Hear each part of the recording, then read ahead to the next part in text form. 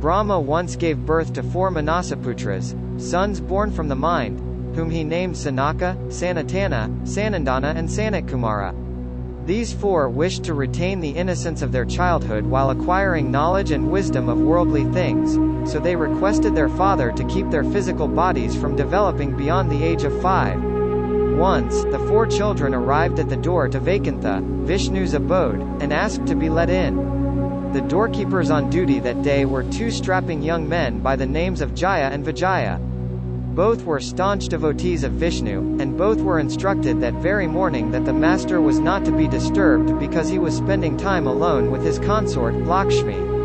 So they did what any self-respecting doorman would do. They denied entry to the manasaputras. If you have the innocence of a 5-year-old, you would also have a 5-year-old's propensity to quick anger. The manasaputras cursed the doorkeepers for their grave sin, and since there is no harsher punishment in the universe than to live on earth as a human, they decreed that both Jaya and Vijaya would live on earth as mortal people. After the manasaputras left, Vishnu came out of his room and asked about the commotion. He did not appear perturbed in the least, and told his doorkeepers that there was nothing to be alarmed about. "You have a choice," he said. "Do you want to be born as my devotees for 7 lives, or as my enemies for 3?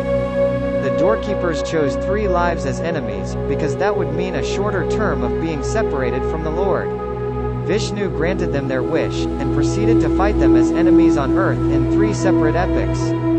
Jaya and Vijaya became Hiranyakashipa and Hiranyaksha in one life, Ravana and Kumbhakarna in the second, and Sisapala and Dantavakra in the third.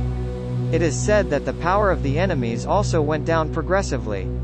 Hiranyaksha and Hiranyakashipa were so strong that Vishnu needed 1 avatar each to defeat them. With Ravana and Kumbhakarna, he could finish them off both in 1 avatar, as Rama.